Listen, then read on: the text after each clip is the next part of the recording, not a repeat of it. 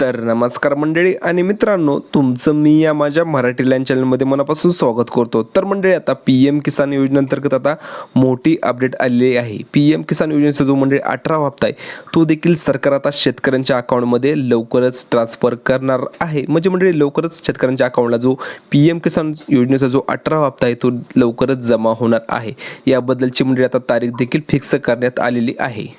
याच संदर्भात मंडळी, आता PM किसानचा जो 18वा हप्ता आहे याची तारीख जी आहे मंडळी ही 5 ऑक्टोबर 2024 रोजी, म्हणजे मंडळी 5 ऑक्टोबर 2024 रोजी तुम्हाला या हप्त्याचे जे आहे ते वितरण करण्यात येणार आहे। म्हणजे मंडळी, तुमच्या अकाउंटला हा हप्ता जो आहे तो 5 ऑक्टोबर 2024 रोजी जमा होऊन जाईल। त्याचबरोबर मंडळी, आता बऱ्याच जणांना ह्याचा प्रूफ देखील पाहिजे असेल, ते देखील तुम्हाला मी या दाखवतो।